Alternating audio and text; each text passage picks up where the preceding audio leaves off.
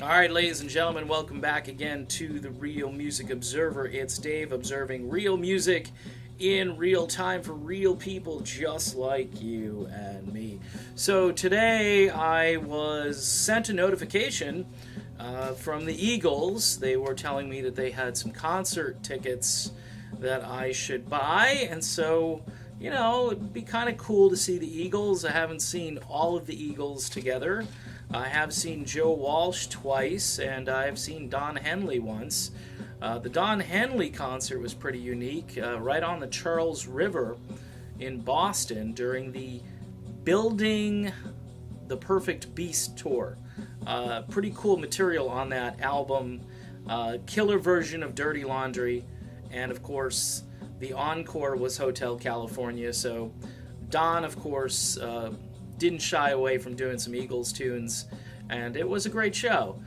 Joe Walsh always puts on a good show. He opened up for the Doobie Brothers the first time I saw him back in the 80s, and then more recently on his Analog Man tour. Very good during that tour. Great album, by the way. You should check it out if you haven't already. But anyway, I went online, and I had 2 tickets in my cart. I looked for a venue that was fairly close, a couple of hours away from me. I'm kind of between 2 major markets, so I have to kind of wait either long periods of time for the band to get down here, which oftentimes they go north or they go east. So I decided to look east and put 2 tickets in my cart, and I was about to check out. The grand total of the cart was $1,747.25. For 2 tickets to go see the Eagles. Look, I love the Eagles, and it's definitely a rich man's sport. Though, a couple weeks ago when I saw Chicago with my son, we were walking through the parking lot. I'm getting out of my Grand Am, and it's Mercedes, Lexus, BMW, Navigator, Lexus, Audi, and just it's a rich man's sport. Those tickets, I'm sure, weren't cheap, and I probably wouldn't have been at that concert. The only reason I was is because I knew the bass player and his wife, who treated us fantastic. But once you kind of have that royal VIP treatment, you expect at least to get a good seat, and that's what I was trying to do here with the Eagles. But $1,747. And people ask me all the time, they're like, Dave, what's going on with the Eagles? Why do they charge so much? Well, historically, they always have charged a lot of money, at least since the whole hell freezes over thing. And maybe because hell did actually freeze over, they have to, they have a monthly payment or something to make up for that. I'm not sure.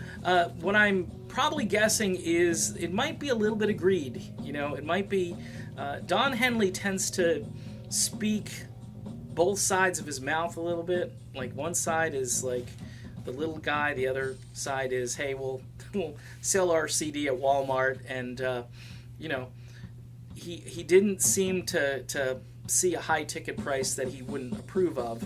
Now, I don't know if it's Henley that sets the ticket prices, because people immediately say he's greedy. I blame Don Henley and so forth, but I would probably look to the promoters and the band's manager, who happens to be Irv Azoff, who, again, is one of those guys who is really good at making money. So look at it that way. So needless to say, I don't have $1,747 currently on my MasterCard, so I am going to pass for now. I don't know Timothy B. Schmit, otherwise maybe I could get into the show. If you want to send this video to Tim and say, hey Tim, can you get me a couple of tickets to this show down in Miami? Jimmy Buffett is opening up. It's going to be a great time. This Real Music Observer guy, he talks about you guys all the time. He likes to talk about how Vince Gill probably doesn't need to be in this band, but that's another video.